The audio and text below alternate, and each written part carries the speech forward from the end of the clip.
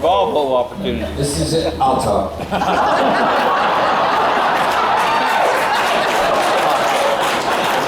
Nothing personal text. This song is written by one of my favorite songwriters from two or three generations before me. It was one of my dad's favorite songwriters too. And when I was born, which was not in Texas, it was in Detroit, Michigan actually. My dad was a big band singer, he was a crooner, and he really is responsible for most of the music in my life. And he played me a lot of songs by great composers, and our house was full of music all the time. My mother tolerated like scratchy beginning violin and squeaky beginning clarinet and saxophone, and then thunderous roar beginning drums. Because they let me play at all hours. They were just the most beautiful parents you could ever have to grow up with. And so I heard all this great music, but from every genre, I always agree with. There's a great quote from the great Duke Ellington. He said there's only two kinds of music: good music and the other kind. And I always felt the same. I don't care if it's George Jones or Miles Davis. If it's great, it's great. If it's not, it sucks.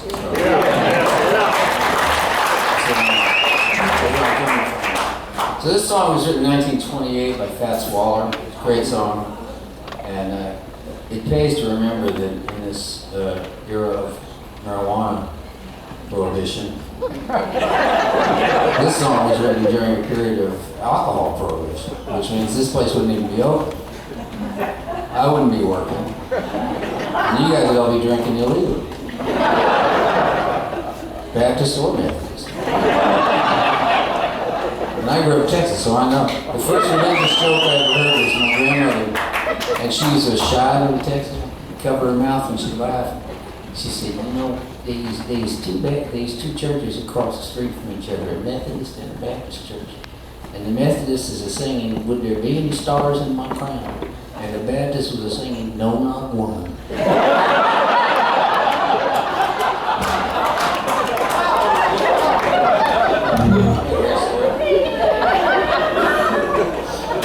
And her father was a Baptist preacher who had 14 kids. They were tough stock up there. He was an itinerant preacher in the Texas Panhandle, eastern New Mexico, and Oklahoma Panhandle. Pop King. Mom and Pop, everybody called them. But each of them, Mom and Pop, had each killed somebody. I thought I was home.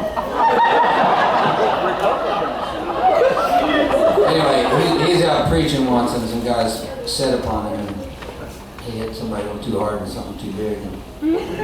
And my great-grandmother, Mom, who we were always told was mostly Dutch, but maybe a little bit of Cherokee.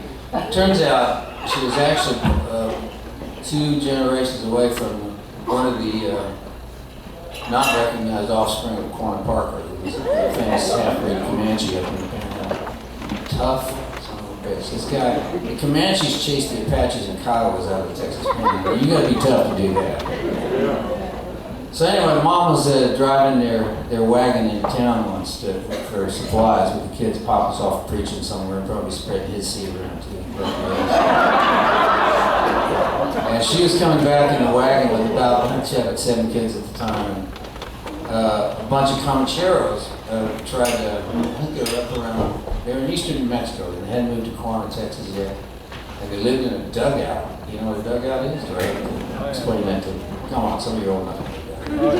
Or you had grandparents. Anyways, like 2/3 below the ground, 1/3 above the ground, and if you're up in that windy high country, you can build a house pretty quick. It'll protect you from the elements. So that's what they all lived in, 2-room dugout.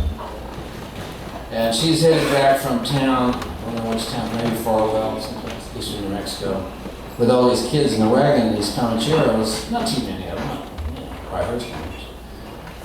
4 guys pulled up her lead horse and said, they started taking stuff out of her wagon. She started whipping the guy in the face.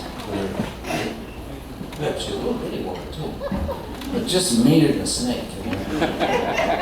And they rode off, and they said, "We're going to get you." So a year later, so they shouldn't see him for a while. A year or 2 later, she was coming back from town with a wagon load of kids, probably had 8 by then. most of them little, and but she got herself a gun. And they pulled up her lead horse again, and she said, "Now you let go of that horse. Let go of that horse, I'm gonna blow your head off." And they went, and she took the guy's neck off, both barrels, like peck and paw style. Believe me, the other guys rode off, and they never messed with me. But she's against dancing and drinking. And what was less known to her was that her husband, Pop, John King, offspring of a bunch of Scots Highlanders, wasn't so much against anything. He just liked building churches and talking to people. And I do believe he loved the Lord, but he loved the ladies too. What can you say? What'd you say? We each have a role to play. Anyway, I learned this song from Tony Bennett, and it's a Fats Waller song. It goes like this. No one to talk with, all by myself. No one to walk with, but I'm happy on the shelf. Ain't misbehaving, saving all my love for